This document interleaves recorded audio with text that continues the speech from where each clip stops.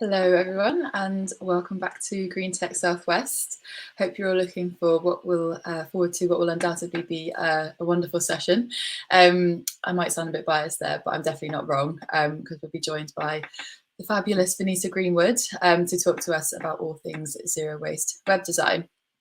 For those of you who can't be bothered to listen to me rabbit on for another 10 minutes, as you have probably done so many times before, we caught up with Vineeta just ahead of her talk for a brief sort of Q&A, which we've published on our website. So I think Hannah's going to drop that down in the comment section in a moment. But yeah, feel free to tune me out and just have a little read of that before we get started.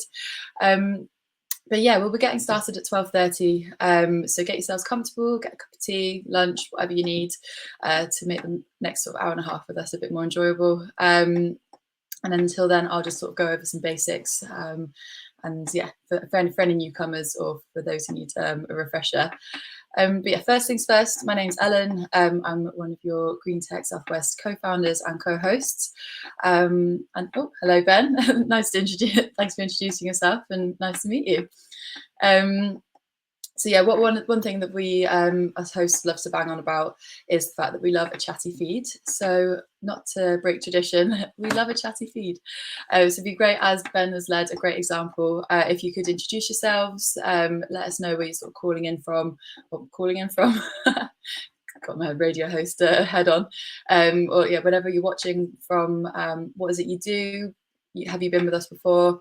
What are you looking forward to? Anything that crosses your mind, feel free to just pop it into the comment section and yeah, just get interacting with each other because yeah, it just gives us a slight slither of being in sort of in-person meetups and just sort of see people interact with each other. And I think it's good for you guys as well to just see who you're sort of brushing shoulders with, I think.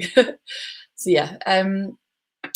So one thing, as I said earlier, is that, yeah, so we'll be joined by Vineeta in the next sort of few 20 minutes or so. But Vineeta is from, is the co-founder of Wholegrain Digital.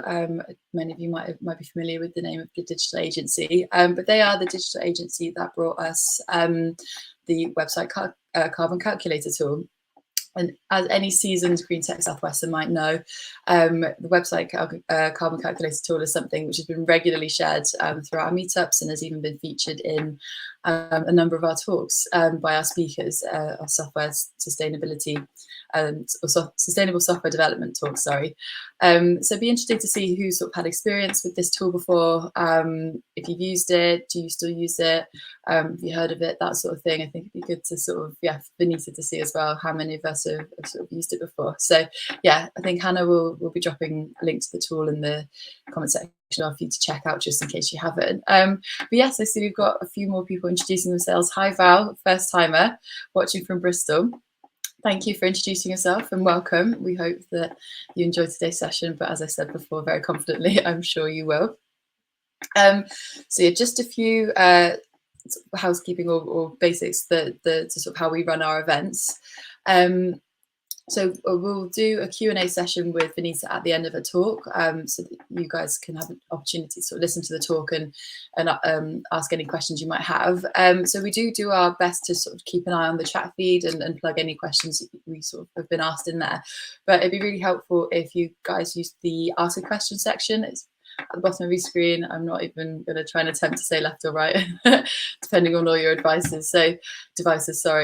But yeah, the ask a question section is really useful. It just helps us collate all the questions, and it also has an upvote feature, so that if you've not got a question yourself or you really like the sound of one question, it can get upvoted, and it just makes sure that if we're pressed for time, the majority or the sort of most interested questions or popular questions, sorry, get asked first. So that's just at the bottom of your screen there. Another thing that we do is we sort of pop out a few polls throughout the talk. So if you did want to get involved and interact in that way, that a little icon will pop up next to the ask a question section with a notification. So yeah, keep an eye on that if you want to interact. It will just often questions about what about the topic, and just to get a bit of a feel for your guys' understanding of it. And what we'll do is we'll make sure these polls are available at the end of when I do my event follow-up, along with anything else useful that was shared throughout the talk. Another thing I want to highlight is our ecology forest. So we have definitely loved the benefits that have come with running our events online. But we, we do appreciate that we want to practice what we preach by offsetting our carbon footprint with our ecology forest. So this forest has nearly 2,000 trees in there already, which is absolutely amazing. But, there's always room for more. So what we always say is if you were in an in-person meetup with us and you really liked what we were doing, would you like to buy us a pint or anything like that? You can do that virtually. Excuse me, by donating to our forest. So Hannah will pop the link in there as well. And yeah, you can, if you like what we do and you want to show us some appreciation, we'd be ever so grateful. But of course, this is not mandatory. And just something that I wanted to highlight. Another thing that we do, which has become very popular. Oh, I see Val's got an ecology forest as well. Perfect, the neighbours. Yeah, another thing that we do, which has become quite popular, is a 60-second intro, which is our sort of way of making sure that you guys, the Green Tech Southwest community, has an opportunity to showcase anything that you might have that you think is interesting, or anything that you want to shout out or humble brag, or if there's a project that you need to work on or you need some help on. We invite you up on screen just before the talk with Vineeta and give you 60-second intros to just shout out whatever it is you want to shout out that you think might be of benefit to the community. So instead of just throwing that on you, if you're a bit like me and need a bit of psyching up before you end up on screen, it gives you sort of about 20 minutes or so to think about it, and if this is something that you want to do, just pop your name down in the comment section, and we'll get you invited up at the end. So obviously the one thing that we've become really grateful for has been all the sort of resources and links that people share. So it's really great to see you guys already sort of interacting in that way. But yeah, if there's anything useful or a tool, for example, that you think might benefit the rest of the community, or any sort of resources, please feel free to pop them in there. We've had a little look earlier, and I think Hannah's going to pop in a book by Vineeta's husband, actually, Tom Greenwood, just around sustainable development and sustainable web design. And we've also one of our treasured past speakers, Jerry McGovern, his Worldwide Waste book as well is very sort of on topic and would be a really great read for anyone sort of interested in the subject. Jerry did a talk for us towards the end of 2020 around sort of worldwide waste and sort of sustainability, and I think that all the resources for that talk can be found on our website as well, which I'll share with you guys a bit later on. Hello. Hi, Ellen. I was trying really hard to keep up with all the links today, and I'm sorry. I'm hoping Mike might be able. Oh, well, we'll. Don't worry, I can go enough. So I was just Hannah will shove it in there. Don't worry. Typing furiously. Anyway, it's good. Putting you to work. Yeah. Right. Well, let's get cracking because we try and be on time, don't we? So, let me bring up the slides and get this show on the road officially. Oh no, that's the wrong slide pack. I don't think I want to share that one. Hang on. That's our sponsorship slide pack. Did we mention that actually today? No, I didn't. I rambled over a little bit there. That's all right. That's cool. We'll mention it at the end. Okay. How's that? There we are. I have the correct slide pack up. So, thank you, Ellen. Great preamble today. And trying to keep up with you is no mean feat. So welcome, everybody. We are officially kicking off our Green Tech Southwest event today. Thank you so much for everyone that's joining us today. And so good to see you all introducing yourself in the comments feed. We, as Ellen said in the preamble, we always appreciate that. Makes for a far more interesting event. So do introduce yourself. Do chat amongst yourselves. Do share resources. Do share insights. That's a big part of what these events are meant to be about. So let's just give you a quick intro to the group and what we're all about. So you are here at Green Tech Southwest today. We are a group supported by two fantastic organisations called Climate Action Tech and the Future Economy Network. We'll tell you more about those organisations at the end. And we are also sponsored by AdLib Recruitment. We are also looking for sponsors for the group. If you are able to stick around till the end of the event, we will tell you more about that and why we're looking for sponsors. I mean, the short answer is we're thinking of going back to in-person events, and we're going to need some help to do that. And as I say, we'll tell you more about that at the end of Vineeta's talk. And we are also on social media. So if you are a Twitter user, you can find us at greentech_SWest. And if you are a LinkedIn user, you can find us on the hashtag GreenTechSouthwest, or you can find us our page as well on LinkedIn. And we do put quite a bit of time and effort in between events to share useful things on those platforms. So do free to follow us or tag us or chat to us on there as well. And I want to say a big thank you to Joe Mawson from AdLib. Joe is behind the scenes with us today doing live tweeting. And Joe does such an amazing job at keeping up with our speakers, taking screenshots and kind of capturing the talk as we go. Joe, I've really no idea how you do it, but we're incredibly grateful for you continuing to humbly volunteer behind the scenes for us. So thank you, Joe. Oh, and there you are. You've popped up in the comments. Awesome. Thanks, Joe. Okay, so moving on. So you can see the three of us on the screen. Myself, Ellen, probably on that side, who knows? Mike, maybe a bit further over, who knows? We could be in any order. It's part of the fun of online meetings. Nobody knows. But we're your co-founders and organisers, so a big hello from us. We won't bother introducing ourselves. You can find us on LinkedIn if you want to make friends and have a chat. But really, we want to get onto the content, so let's move on. Just a quick bit about the group then, what myself, Mike and Ellen have founded and continue to organise and why we do this. So we are a free community and a volunteer-led community. We're run in the southwest of England, but many of you will be joining us from other locations, and we love that, and we're really glad that this meetup can serve other communities and can be interesting to other people. So wherever you've joined us from today, whether it's somewhere in the UK or whether it's somewhere a bit more exciting and exotic, oh, Nico from Portugal, awesome. You know, wherever you are today, you're really welcome to be a part of this community. And something that we've wanted to do from this community from the get-go is to make it open and inclusive. And whilst we focus on the needs of the Southwest, we are, very happy to to be joined by people from further afield. And really what we exist here to do is to create a space to share insight and generate discussion about how technology relates to the environment.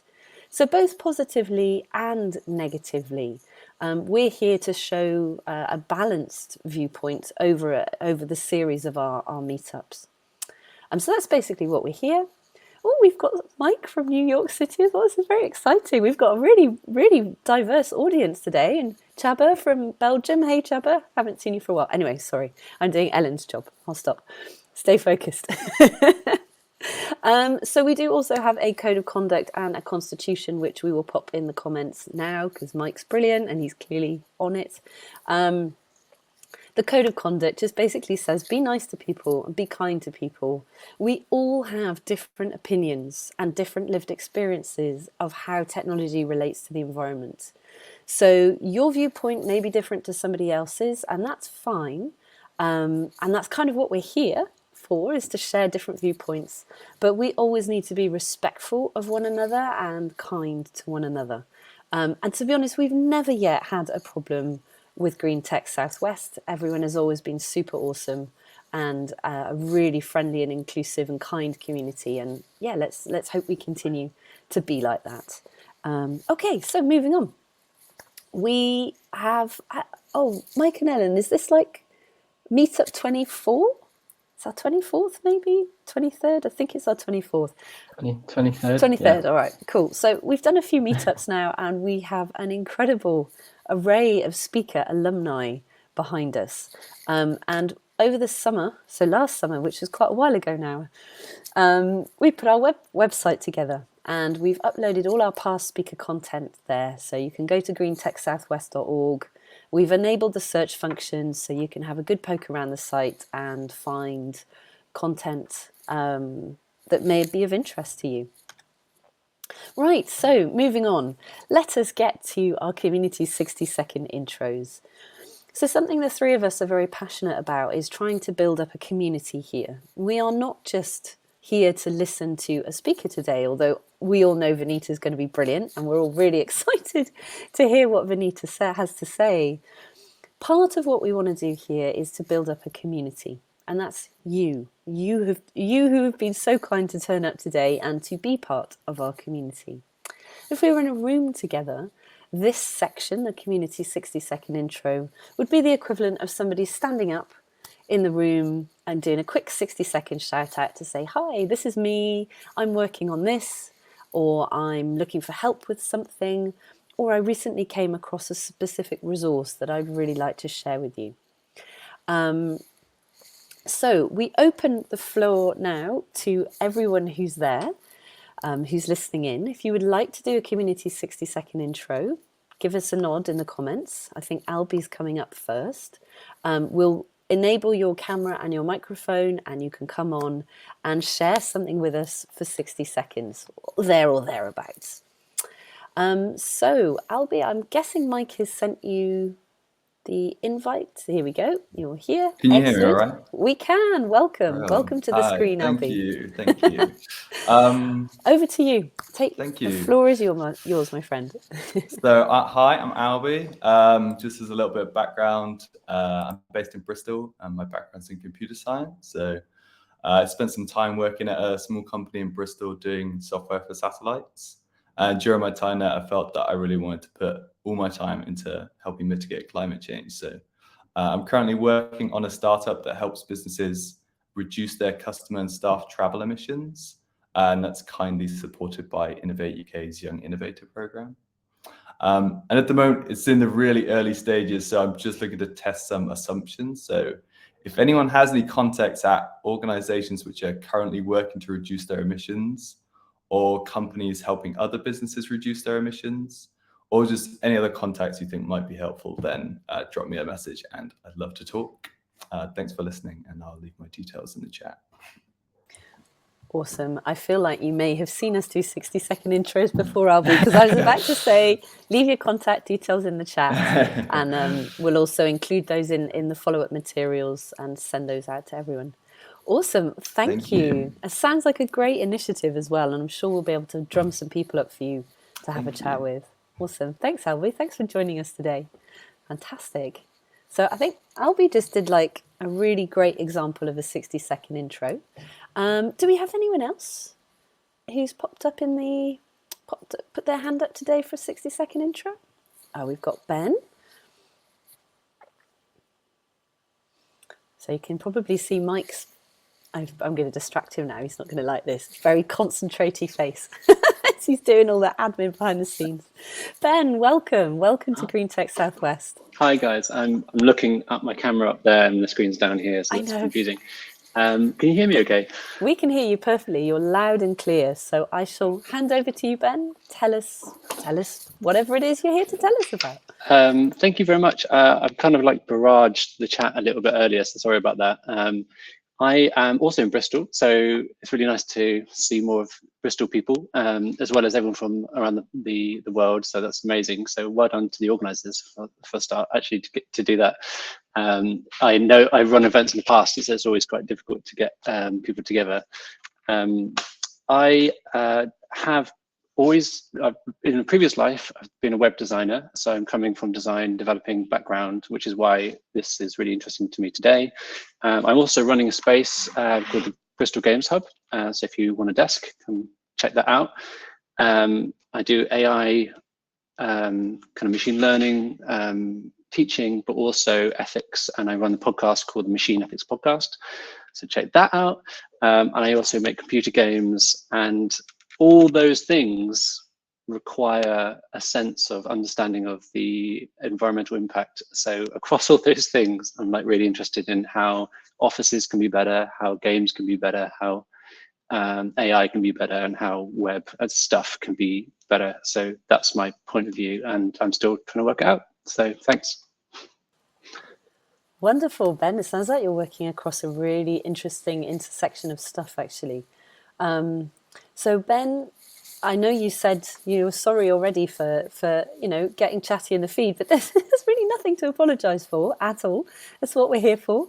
So please feel free to share your bits and bobs again, especially your podcast, which sounds really fascinating, actually. Brilliant. Thank you, Ben. So who have we got next up? I've seen Andy and Kate put their hands up for a 60-second Andy next, intro. and then Kate. All right. Hello, Andy. Hello. Hi, how are you doing? Hi, I'm great. Nice to see you all. And you too. I will shush and hand over to you, Andy. Yeah, so partly I wanted to just respond to Albie's shout out for businesses that are working on tech to reduce their CO2. I'm a B Corp consultant, Albie, and I help businesses go through B Corp. I'm just sticking my contact details in the chat. Lots of them do that. And a particular shout out to an outfit called Cocoa Plus, who have recently launched an RB Corp just outside of Bristol. And they help manage corporate travel and offset all of the corporate travel that a company does. So it'd be worth connecting up with them. Feel free to email me and put that in the chat. And looking forward to Vineeta's chat in a moment. They're a B Corp. I know they're a super fan of it. So looking forward to all of that over the next few minutes. Thank you, everyone. Spending the love. Bye. Thank you, as always, Andy. Andy's been one of our longest supporters, I think, and perhaps one of our longest members at Green Tech Southwest. So it's always lovely to see you do a 60-second intro. Andy, thank you so much. Okay, and I guess we should also point Albie to our last event as well, shouldn't we? Where we did a whole event on sustainable travel, because I reckon there'd be lots of resources to share there too. Excellent. We have our fourth 60-second intro of today. Kate, welcome to Green Tech Southwest. Good to see you. Oh, sorry, somebody in the chat just said they hadn't seen me in 10 years. I know, it's been a while. So, I'll hand over to you. The floor is yours. I am here representing Eco Web Hosting. We're a very, very small web hosting company based in the UK. And along with making our own business as sustainable as possible, one of our big things is that we plant trees for every web hosting package that is with us, up to 10 trees a month. We've hit over 90,000 trees so far, and I'm only on today because it is 22/02/22 and it's Tuesday, we're having a special offer where you get 22% off. So I'm just going to pop that code into the chat, and you all can have a look at web hosting. Any questions, bug me, bug my team. They're lovely. And yeah, that's it. Awesome. Kate, thank you so much. And thank you for drawing our attention to the funny date. I hadn't actually twigged that was today. That's brilliant. And I love that, a 22% discount. Fantastic. That's some very smart marketing right there. Brilliant. Well, thank you so much, Kate. Great to hear about eco web hosting. So thank you for sharing that with us. And 90,000 trees is impressive. So good for you. Wow, that's a lot of trees. All right, now I think we maybe had one last request for an intro, and I think we might just have time to bring Neil on the screen, and then we'll make that our last one, and then we'll get on to Vineeta's excellent talk. Neil, hello, haven't seen you for a while. Hey, how you doing? I'm good, thanks. Good. Right. Just a couple of things Floor to is plug. yours. Yeah, go for it. A couple of things. So I'm working with the Sustainable Digital Infrastructure Alliance, and I will put a link in that because that is a massive mouthful.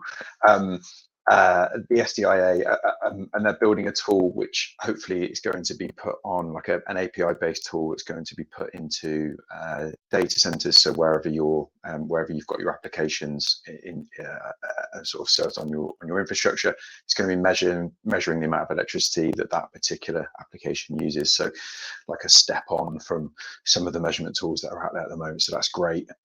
So yeah, and I suppose the shout out is they'll be looking, because they're a sort of think tank and sort of community enabled company, so or organization. So we'll be doing a shout out for developers to come and get stuck in and help out with that tool. So yeah, if I can sort of share that link, share a sort of call to action when it comes to the time with you guys, that would be great. And then the other thing, I'm working with BEMA, so a sort of trade organization that probably a few people on here will be aware of, to do with sort of agencies and ad agencies, digital agencies, etc. And we ran a few workshops before Christmas about how governments can start breaking down barriers for companies to offer better employee incentives and benefits for the planet. So Octopus Electric Vehicle Scheme being like the poster child for this thing. That's a great tool, a great service that every single employer should offer to their employees. And we just did a workshop on what other things could we do, and it's coming together as a sort of open letter, which we're hopefully going to post out to sort of policymakers and stuff. We've got someone looking at that at the moment, and again, it would be awesome to have as many sort of co-signees as possible. So again, if we could share that with you, and then people on here could stick their company name and their signature on it, that would be awesome. Nice one, Neil. I feel like you did 2 in 1 there. That was nicely done. Good use of a 60-second slot. Please use the chat comments, share what you're working on. We did have a member of the SDIA come and get involved with a panel discussion with us back in December, and they're a great organisation. I absolutely love what they're doing. Brilliant. All right. So thank you, Neil. Great to see you. And there we are. We've done our community 60-second intros, and what a great bunch of intros we had today. That was quite diverse. I think we had a lot of different things going on. Some asks for help, some new resources, some good offers. That was lovely. Thank you, everyone. That's why we do this, and so we have a bit of insight from our community. So we have the lovely Vineeta has appeared on screen, so that must mean that it's time for myself and Ellen to fade away into the background, and for Mike to introduce the lovely Vineeta. Lovely. Thanks, Hannah. Hi, Vineeta. How you doing? Good, thank you. Still nervous. Great stuff. Thank you so much for coming along. Everyone's really excited about this talk, and we know a lot about Wholegrain Digital and how they're kind of leading the way on this topic. So yeah, I'm sure there'll be lots of tips and sort of shared resources off the back of this one. And yeah, really looking forward to it. Just a quick reminder before I hand over to you, Vineeta, if anyone has any questions, if you could put it into the ask a question section down the bottom, and feel free to upvote questions that you like the look of, that you'd like us to definitely answer. As ever, we usually get quite a few questions, so if we can rank them in order of your favorite, we'll try and get through as many as we can. And if we are short on time, I'll come back to Vineeta over email, or maybe ask if she can hang around at the end and sort of answer as many as we can. So thank you for that. So great, I'll hand over to you, Vineeta, and I will fade away quietly. Thank you for having me, and I will be happy to answer questions that I can answer, and if I can't, then I will come back to you by email, or Mike's kindly said that he'll post things online as well if required.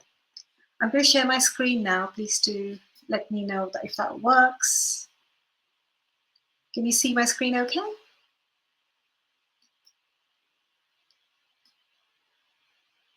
I'm assuming so, yes. Yeah, okay. Brilliant. So why I'm here today, I want to talk to you about zero waste web design.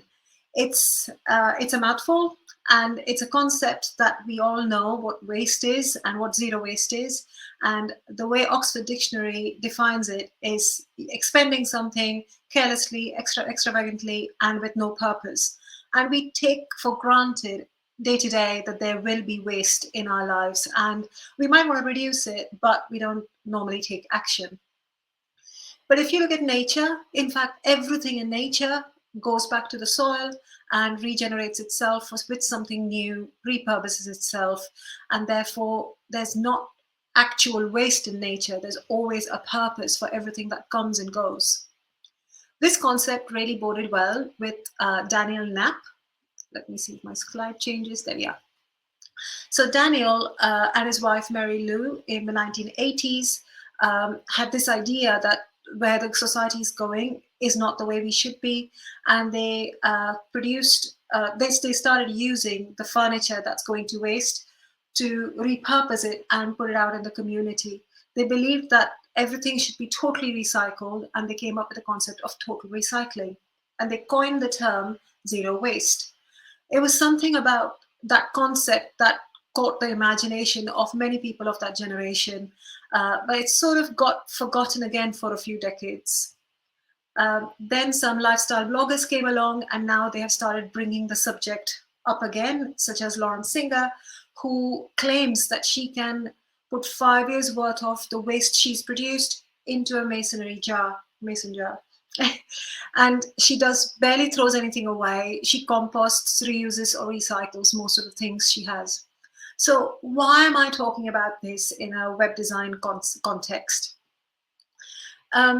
We, as a business, started in 2007 thinking that we'll be sustainable if we start a digital agency. I'll come to that later. But that was one of the concepts we had in mind, that we won't be wasting anything. So in terms of digital, we believe digital is virtual, in the cloud, non-physical, but it is very physical. And we're going to talk about that as well in a bit. We wanted to run a web design agency because we knew that an app or a website won't land in a landfill. We wanted to create a truly eco-friendly business that is good for the environment, good for the social life, socially responsible. And we have been fairly successful to do that. But 10 years in, well, we turn 15 next month, yay. But 10 years into our business, we realized that we should be validating this using a framework, and we decided to certify as a B Corp. And Andy earlier talked about B Corp as well, Andy Hawkins. And this is the highest certification that you can receive for environmental and social impact. And for us, we wanted to go through every section dedicatedly and understand what we are giving what we are getting as a score and why. And one of the sections was a product section, and the product section was to be left blank because we are a digital agency. And this is going 5 years ago, and we got really curious because we were like, well, we must have some emissions. Could you help us? And they said, well, as a digital agency, you're not putting anything through a factory. You're not manufacturing anything. So we said, all right, then, fine. We leave that section blank. And we went on our merry way. We got certified. And then it was sort of a nagging doubt that we started suspecting that we are not doing something right. So we launched on our own personal investigation of how much a website produces in terms of carbon emissions. And what we found was really shocking. 200 terawatt hours are used by data centers every year. And that's the same amount of electricity used by a big economy such as Spain, Australia, and many more countries, not combined, but individually. And how do we put that in greenhouse emissions? Some of you must have already known about this, but I hope it doesn't come as a big shock. The internet's global carbon emissions annual are more than what the emissions of the UK are, and are increasing. And with global aviation industries, only 2.1%, but the internet is 2.1 to 3%. There was a study done by Lancaster University academics, and they've put some really good information out about this. It's really worth thinking about how big that cloud is, the global emissions from the internet. Then we started thinking about how we're going to use this information for our own projects, for our own clients, and how do we individually separate out based on the website by website. And that was a methodology for us we came up with to calculate the carbon emissions, the footprint, the energy impact, and we put it out on the web on the website carbon.com for people to start thinking about it. And we were very lucky that people noticed it, and got really curious, asked questions, a lot of questions, and we shared our methodology. It's on the FAQ page. And then since the last 4 years, we've had millions of tests, and that gives us lots of insights into what sort of websites are energy efficient and which ones aren't. What you're going to see you might not like, but these are the sort of websites that were the least polluting websites. They look basic, non-modern, and they just look like something you won't accept today. You don't want the web to look like this. You want it to look smart and exciting and dynamic and so on. But these are the least polluting websites. So that put us down, sent us down another rabbit hole, and we started thinking of the internet speeds. So in the US, the internet speeds have increased by 5 times in the last 10 years, something like 3.6 megabits per second to 18.75. But even though the internet has got faster in the last 10 years, the loading speed of the website hasn't. So we started even wondering about that. Why is that, not being talked about? What's going on there? To put it in more clarity on how that's happening, if you look at the load time, it's only down 25% in 10-year period, and 10% up on a mobile device, which is really poor experience for somebody who's browsing any website. So if you look at this chart, it is the actual amount of energy consumed by a website, which has massively increased in the 10-year period. So on a median desktop size, you've got 364% gone up, and on mobiles, it's gone up by 1200%. And basically, this is one of the big reasons why we are consuming so much data, and data is equal to energy, data and energy by every web page that's being loaded on your computer, on your mobile device. And we could explain that things are not getting any faster, but this was our revelation on why modern websites are a lot more polluting than old-fashioned websites. So we started thinking, should we go back to the 90s? Should we go step backwards? Would people accept it? Are the modern websites full of waste? And what should we do? Should we go back and look a bit like this? And the answer was no. We need to look smart. We need to move forward with the times and have an eco-friendly website. So while Stephen Leahy from National Geographic was researching what is minimalism, he realized that the people who are minimalists are not wannabe hippies, but they're embracing the modern minimalism thought process, where they feel like it's improving their lifestyle by reducing the amount of money they spend, and actually amount of time they have is more, and it's actually enriching their lives. So we started wondering, would it be good to use that zero waste principle to web design, and would that mean that our sites would load quicker, cost our clients less, and therefore enrich everyone's lives and eventually the web? So what are the benefits of zero waste web design?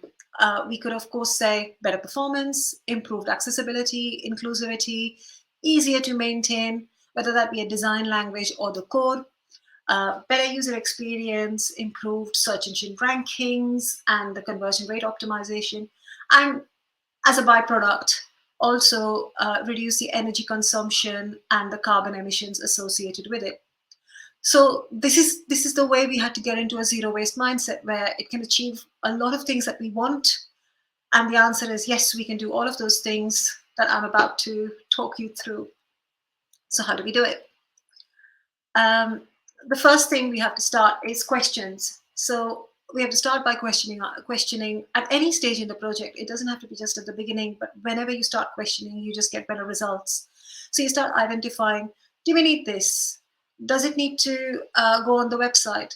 If the client is asking for it, why are they asking for it? And challenge ourselves mentally every day to remove something from the project that actually nobody will notice. And identifying waste, can we do the same thing with less? And The practical things that we could do to reduce waste in digital products are so many: improving user experience by sending person from A to B, but there's endless things you probably already know. The thing that got us very curious was about images. So there's a study done by Nielsen Norman Group using eye tracking technology to see how much images actually play a part in people's understanding of what is the information on the website. And this specific study shows that the college girls on the right-hand side are not even something people are looking at. Not even one eyeball went to it. Everybody went straight to the chart, got the information they needed, and then clicked away or moved their eyeballs moved away from where they needed to be. So contrary to our belief that a picture speaks 1,000 words, actually sometimes it doesn't. It's actually just waste here. It's causing slower load time on the page because there's an image, which if there wasn't, the page would load quicker and you'd not waste people's time. So I can understand that you're thinking, well, images do add ambience. The point is that we want to use images where they're relevant rather than using them just for feel good or stock imagery. So if you were going to use images, I'm going to go through a little mini exercise to show you how you can reduce the image sizes. So that's me in the background behind the pony standing in the New Forest where I live. And 1.2 megabytes is the size of the image if you made it a full screen. And this page is trying to say, hey, visit the New Forest.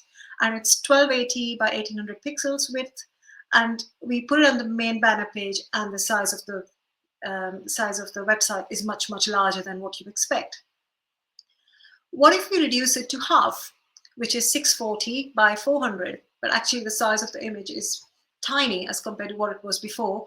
But you still can see the pony. It still looks very nice. And now you can tell a bit of a story around the magical New Forest in south of England, and where ponies and donkeys roam free. And you can actually write a narrative around it, and you haven't lost anything yet. Now, this has reduced the image from 1.2 kilobytes to 360, 1.2 megabytes to 360 kilobytes. That's a fourth. So it's a huge reduction. So you will have the page loading much quicker.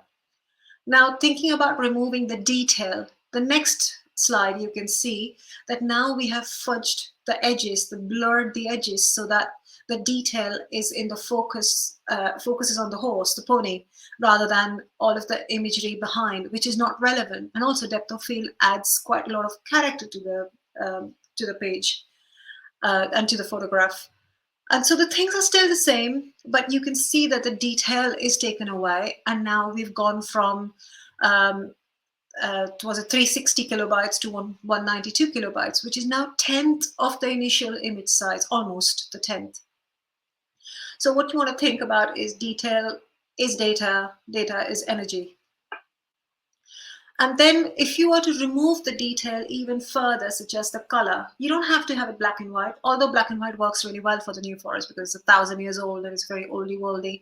So it works well, but it might not work well in your use case. So it might be worth doing it in duotone or monochrome, or making it so that it's nice and in fitting with your brand, but still is not as heavy. So now you can see by removing the detail of the color, we've gone down to 129 kilobytes from 192 kilobytes, which now is definitely a 10th of the size that when we started the full screen image. And really, it still looks quite pretty. How can you reduce it even further? Image formats. So JPEG is what we were looking at so far. There are other formats such as WebP, which are fairly adopted by modern browsers, and AVIF, which are on the way of being adopted by modern browsers. So if you were to reduce that even by another 50% by AVIF, that's brilliant. But at least WebP should be an option for you starting straight away. And the nice thing about using a tool, I'll go to my next slide. The nice thing about using something like WebP is that you can actually automate it. So we specialize in WordPress, and Short Pixel is a plugin, and they have an AI built in, and it's really clever the way it reduces the size of the image losslessly. So it keeps the image glossy or lossless. Now in this one, you can see it's gone from 253 kilobytes to 58 kilobytes, which is 77% of image compression. So if you go into the zero waste mindset again, you can see it's had 77% waste. So really what you needed was 30% of something that now you was loading 77% more. And you just got to scale it up. Every image that you're adding on the site, you have to think of not one person loading, that's you or your client, but hundreds and thousands of people are going to be loading it for years to come. So you want to really compress this image as much as possible while not losing the character. The other way to show character is through iconography or SVGs. And SVGs can be hand optimized, and you can remove extra pathways, flatten the layers, remove data points, and actually reduce the size of the SVG. In this one, we have removed several layers, and it's gone down to 3 kilobytes from 132 kilobytes or something. And it shows a huge amount of saving, 97% in fact. Then let's go one step further, think of the colors. So you must have seen a lot of softwares these days have dark mode. But what you want to think about is every pixel on your screen is like a OLED. This only applies for OLED displays, but every pixel is like a light bulb switched on. So the brighter the colors, the more energy is consumed, and each of these bulbs are lit individually. So you're making a huge display of several lights switched on. A slight variation away from white can also reduce your amount of energy consumed. So on this chart, it shows how in full brightness mode, and the dark mode would save 42% of the energy. So it's really worth thinking of using a dark mode or designing the site from scratch or your app from scratch in dark mode. The worst offender, although not on every website, is videos in the background that are in autoplay. Autoplay videos are just really, really hungry and time and energy consuming.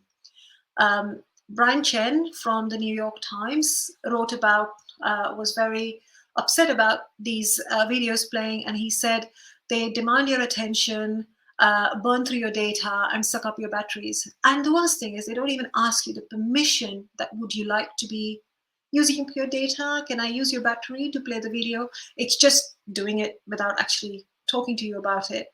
And therefore it's really bad for user experience and quite terrible for the environment, because it's doing all of these things in the background, but not actually seeking permission if you want to pay for it in terms of data, energy, and the carbon emissions of your personal carbon emissions. The most zero waste thing you can do on a website when you're designing it is go system fonts. You don't have to just use Arial, Times New Roman, or Courier New. You can also use Roboto, Helvetica, which are default fonts on Android and Apple. So there are other ways of using system fonts. You just want to really think about which font will be useful for your project. If you go back enough, if you were to look at hotels.com, they used to use Arial for everything, and their website looked okay. And, you know, it's not bad looking. And now they use System. System is the name of a font, sorry.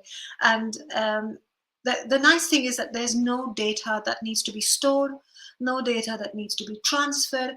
And the only thing it's referring to is the system font. So there's less stuff for it to load.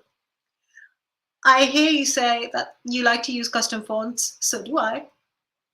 Both fonts on our website are custom. So I'll talk about what you could do if you were going to use a custom font. So subset it. Subset your font using tools. And the most efficient format is WOF2. So once you've subsetted it, make it into WOF2. Strip out all of the languages as well that you don't need. So for example, our InterUI font that we used had 2,000 characters-ish, and it was 544 kilobytes. That's half a megabyte. The word to remember is half a megabyte here. And we removed all of the languages, extra characters, etc., and stripped it down to 98 characters with just English, because that's our website language. And then we used that subset, put it through the tool, and made it WOF2, and now it's 10 kilobytes. So you've gone from half a megabyte to 10 kilobytes by thinking through how you're going to subset your fonts. So you can still use a custom font, but just start thinking of where is waste, where is this waste that I can remove. The next thing is now talking about fonts and colors. Let's think about the CSS.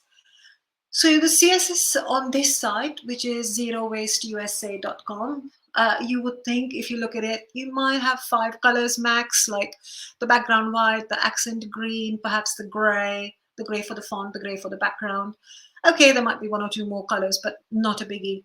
When you actually go to cssstats.com and look for how many colors this website has, it's got 555 colors. It doesn't need that many colors.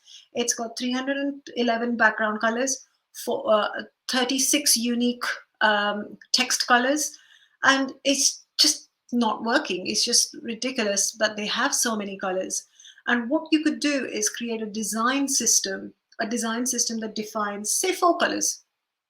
And then you know those other variations you're using, and you're not having to load so many variations of the same thing. It's, again, wasteful. So we want to think of from the what can I remove, and it's not adding value. So remove it and see if somebody notices. And then if somebody notices and really rationalizes with you, then yeah, put it back. Thinking about what else we could remove is the ghastly cookie notices. Nobody likes cookie notices.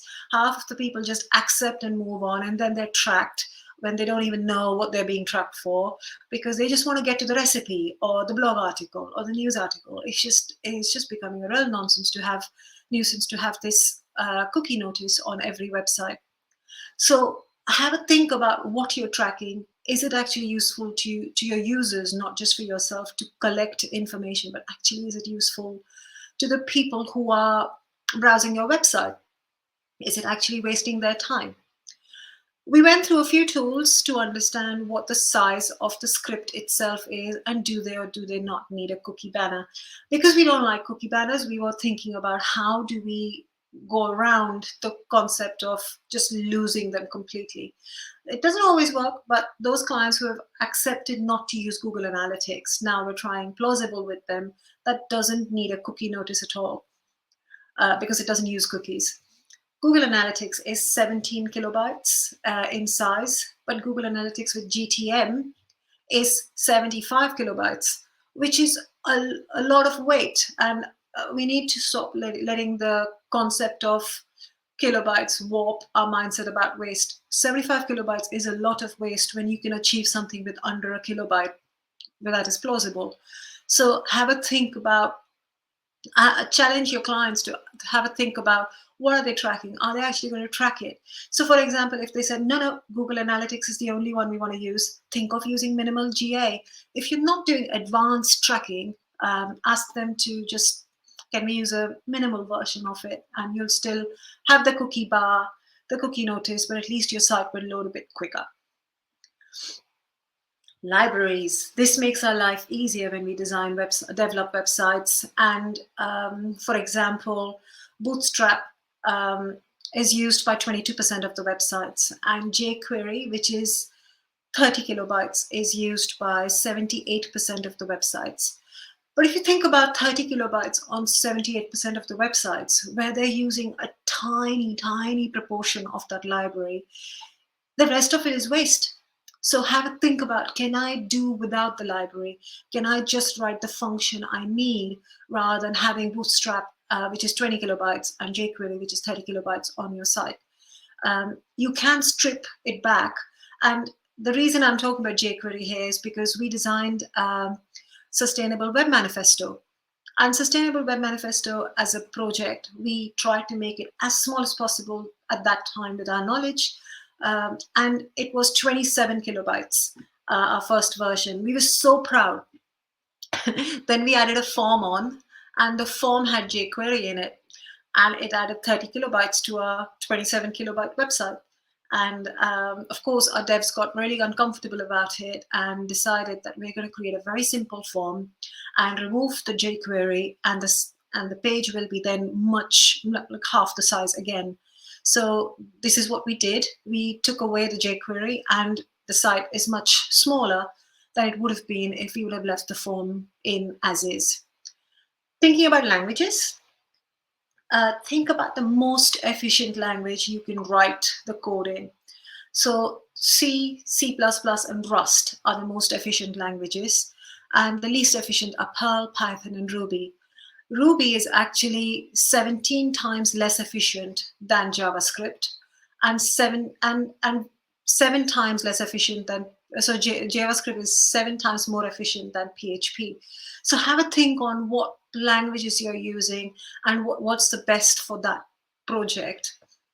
Cloudflare workers use, which is a zero-waste hosting solution, uses JavaScript, Rust, C, and C++ because they want computational efficiency. Of course, that's leading to energy efficiency as well. But when you think about, they are really focusing on how can they compute quickly, how can you reduce the amount of information stored on the server and still do a lot with very little or no waste. So these guys are really good to look at as how they're doing things. Well, the other thing that I feel quite strongly about is accessibility. So such a large proportion of our users have accessibility issues. It doesn't mean you have to be blind or missing a thumb. It's a lot more than that. There's lots of ways of dealing with data that doesn't become an accessibility issue. What I mean by that is the more money you have, the less you're worried about how much data you load on. And if we are just designing for the Western world, we are literally leaving quite a big chunk of the world out. So something that Jerry McGovern says, he's the author of Worldwide Waste, and he says, large pages are taxes on the poor. And he's right. I'll show you an example. Liechtenstein has its internet 394 times faster than South Sudan. So if you think of loading a movie on your device, it takes 19 hours in South Sudan as compared to 2 minutes in Liechtenstein. It's just, and the amount of data, what the cost of the data is also massively different in Liechtenstein and South Sudan. So you really want to think about the user experience somebody's going to have in an average country, somewhere in the middle. Talk about somewhere in the middle. This is a phone that's somewhere in the middle. It's $150. It looks fine, but it's really slow. And it's slow for most of the modern websites. So you want to do your testing for your web performance really on a device that's perhaps average or lower. So anything you design, if it doesn't load well on this phone, you have to remember that 50% of the people who have phones will have struggled to load your app or product or whatever you're designing. So start testing on a cheaper phone rather than a more expensive phone that you might be carrying around in your pocket. I just moved to Fairphone and it's not as fast as my Google Pixel, and I've really started noticing how small incremental changes can make things better. Alex Russell, who works now at Microsoft but used to work at Google and has for years studied the amount of web efficiencies that can be gained. He says half a megabyte again, is a decent hard budget. You don't need to go above half a megabyte. You should be able to achieve what you want in half a megabyte on one page. That makes me think of the lens we are looking at for anything to do with waste. So if we could design Sustainable Web Manifesto in 20th of the size of half a megabyte, can you look through your lens and see if you can remove any detail and waste and make your products better for the people and the planet and the environment and socially and accessibility and everything that you can see on my next slide, which is why your boss or your clients should care. It's going to improve your performance, your web performance. It's going to improve your maintenance costs. It's going to make it easier to maintain, and all of the things I've already said. But again, reduce your carbon emissions in the long run, and we are all in it together. So going back to Daniel Knapp's website, Urban O, he asks a real deep question. If you're not for zero waste, how much waste are you in for? I'm going to leave you with that question. Thank you so much for having me.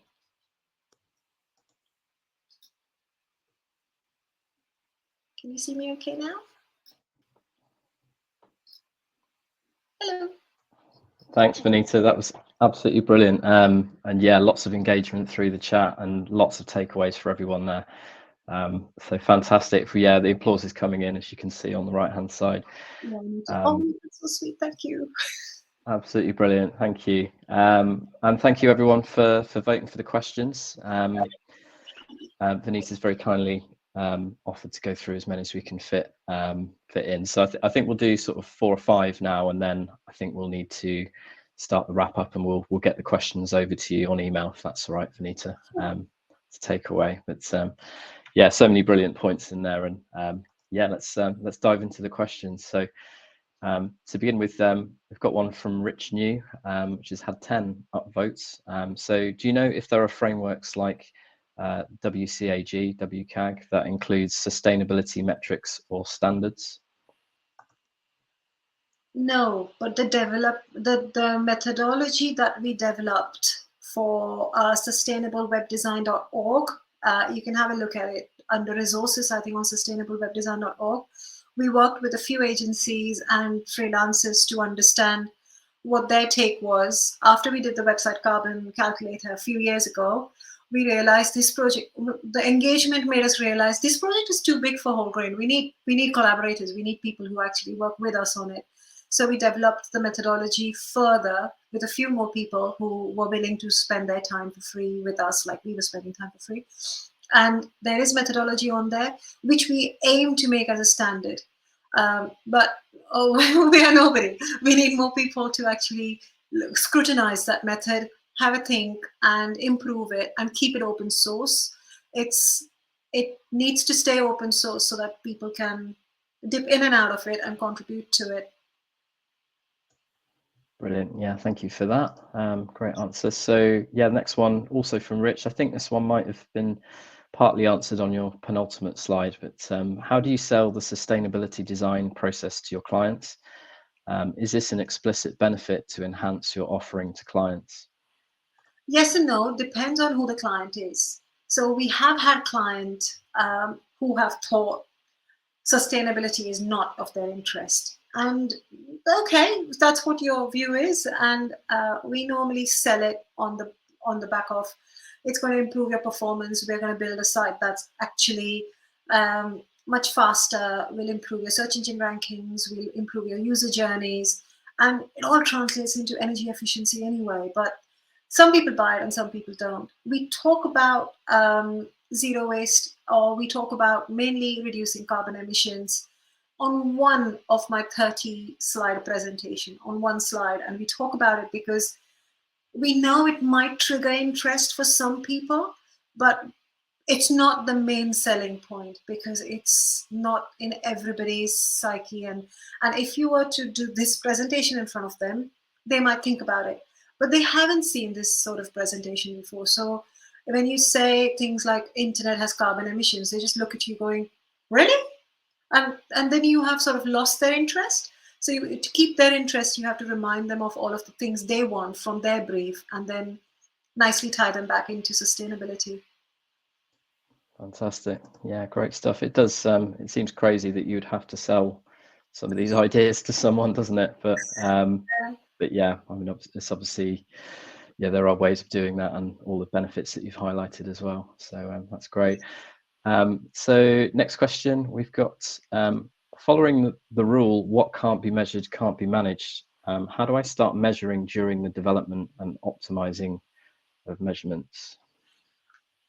How do you measure during the development? Start with the best practices, and you'll at least have a good starting point instead of using. I'm about to upset people by saying, please don't use an existing theme out of existing premium themes, because they come with so much bloat. So I'm assuming in this case, he's actually they are actually developing from scratch. Measurement during development is a bit harder if you have hidden it from not search engines, but you've got a private link with a password. So it might be worth checking through Website Carbon to see how well you're doing, and go through our 17 tips. I'll post the link if you like. We've got 17 tips to reduce your carbon footprint, your website's carbon footprint.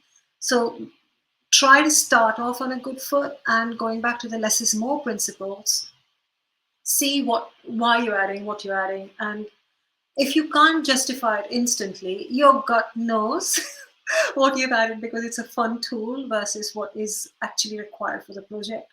And keep it in your back pocket until you feel a real need to add it in. I don't know if that answers the question, but measuring is hard during practice, during the coding practice.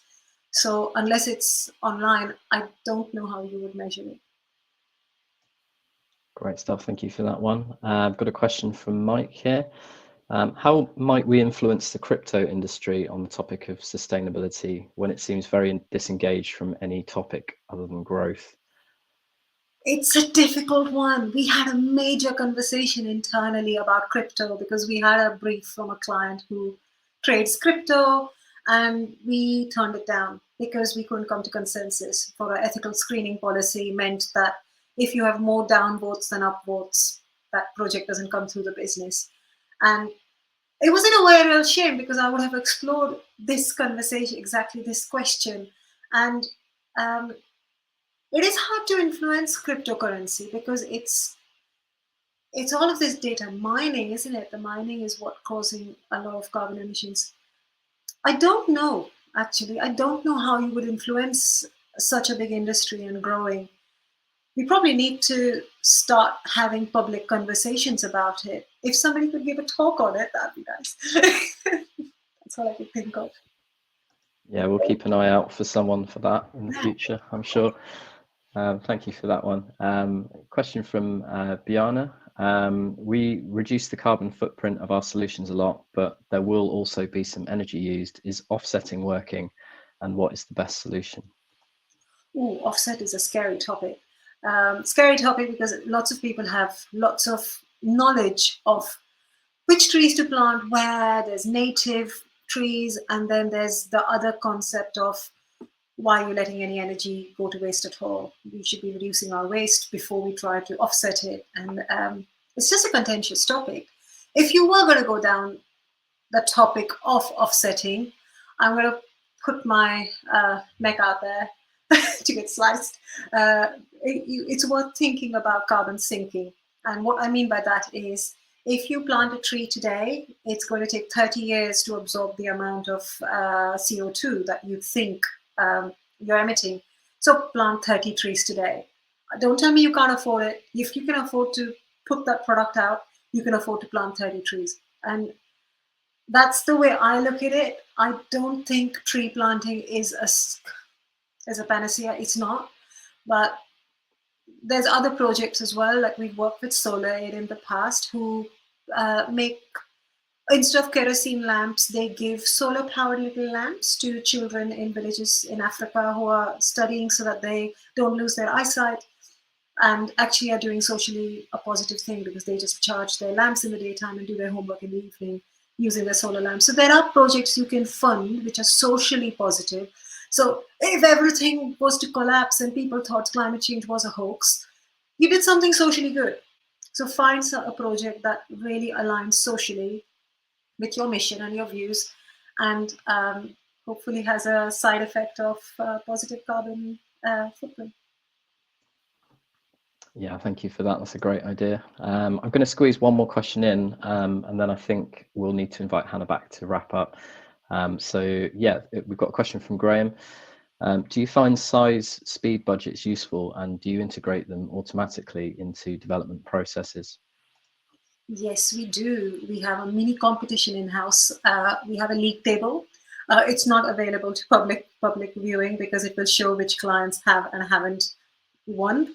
But it's really interesting. Our developers compare what their size budget for each of the page weight budget is, and again, the half a megabyte is the decent budget that we give our developers and our designers, because it starts right at the beginning.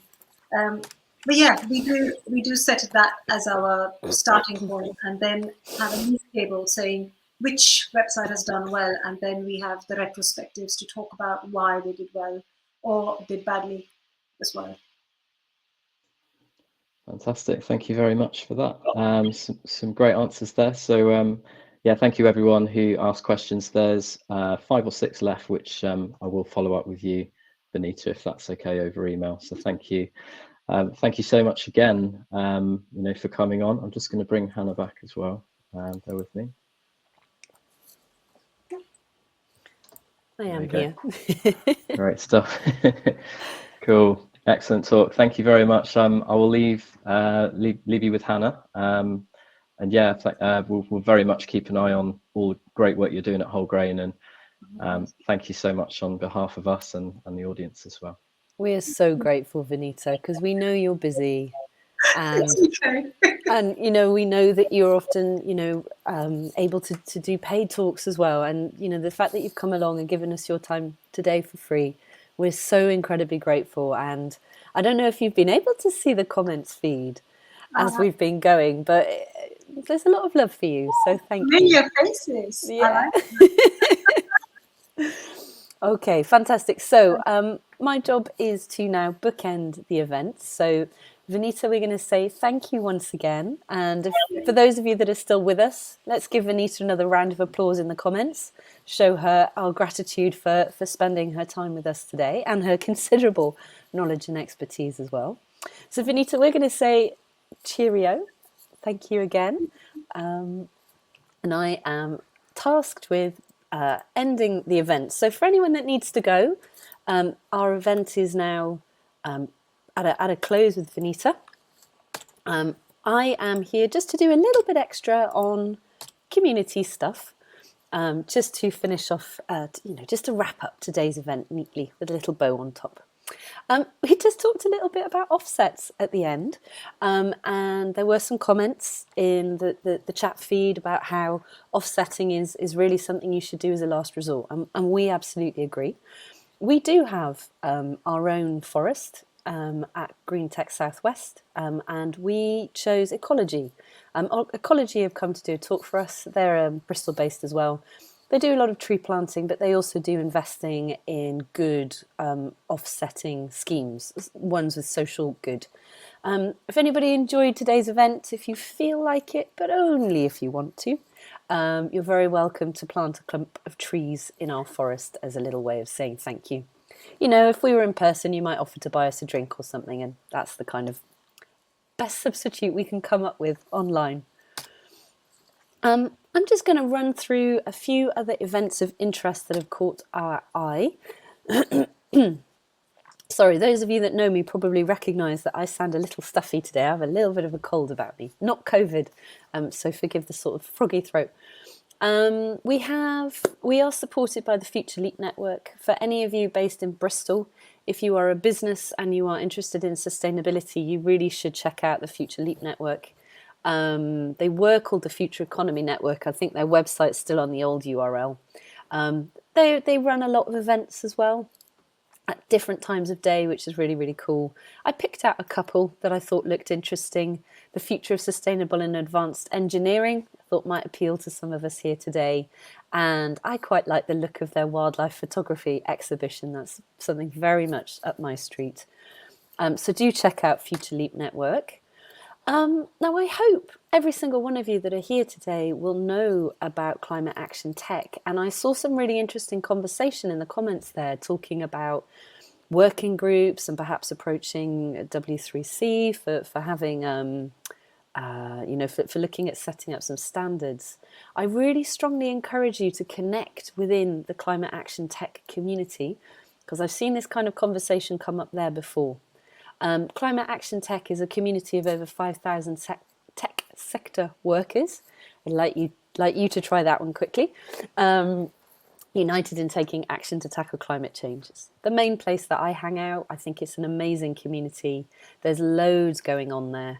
It's a very vibrant community. They also run their own events, and Amy, who was here with us today, has done a talk for CAT before, as has Tom Greenwood, Vineeta's husband and other founder of Wholegrain. So there's lots to like about Climate Action Tech. And of course, there's Branch magazine as well, which is a magazine all about different ideas for building a sustainable web. And we did have Michelle, the managing editor, come and give us a talk about Branch as well. So Climate Action Tech, super awesome. A couple of other sort of disparate events, just little things we've picked up here and there. Jerry McGovern got a little mention a few times in Vineeta's talk, and he is a great advocate for zero waste, especially in the digital sector. He's got an event on Wednesday the 23rd, which is free to attend. So I've listed that. We were also contacted by the Sustainable Industry 4.0 and IoT community based in Germany and they asked us to share this event for them, Identity and Trust for ESG, Environment, Social Governance, and that's on the 15th. And something else that caught my eye this morning, I think my face might be in the way at the bottom, but I saw a digital cleanup day being organised for Saturday, March the 19th, that looked really interesting. So that was encouraging organisations to clear out their digital store cupboards, if you like, emails, photos, logs, etc. So that's one worth keeping an eye on as well, Digital Cleanup Day. So our next speaker event, we have the fantastic Ruth Smith will be joining us on Tuesday, March the 15th. Ruth is another long-term member of GTSW and a great supporter of our group, and is doing some really interesting work around neuroscience. So we've invited Ruth to come and talk to us about how to use neuroscience to make your digital communications more impactful. And we thought, well, so many of our members are building products and services which are trying to generate change and drive change. So we thought we should all know about better ways to make our communications more impactful. So it's a slightly different take on green tech, but we hope you'll join us. And we know that Ruth will be a fantastic speaker, and it'll be a really great event. Last few bits from me. If you fancy getting involved with Green Tech Southwest, we're always interested in having volunteers. And specifically, we're looking for sponsorship at the moment. So I think Michael Eleanor dropped the sponsorship pack link in. We did email everyone yesterday, I think, about our ask for sponsorship. And there are a number of you that have already reached out and said you were interested in helping us out. And we are incredibly grateful. But if anyone else is interested in an opportunity to sponsor Green Tech Southwest to help us take our events back to in-person, we'd be very keen to hear from you. And for those of you that aren't in Bristol, or for those of you that don't have the option of joining us in person, don't worry. Our plan is very, very much to keep running the online events alongside the in-person events. So wish us luck, because that's just going to be an absolute tech headache. But we're going to give it a bash anyway. If you have any feedback, you can contact us on Twitter, LinkedIn, or drop us an email. And so that just leaves us to say thank you to everyone that's attended today. Thank you for being a part of our community, for all your engagement, for the fact that you turned up. We are really grateful, and it was good to see so many of you and so much chat on the feed today. So go well. I hope to see you again soon. Enjoy your Tuesday. I hope the sun is shining where you are. It's finally started shining for us here in Exmoor. And yeah, enjoy your Tuesday. See you all soon and stay in touch. Thanks everyone. Bye for now.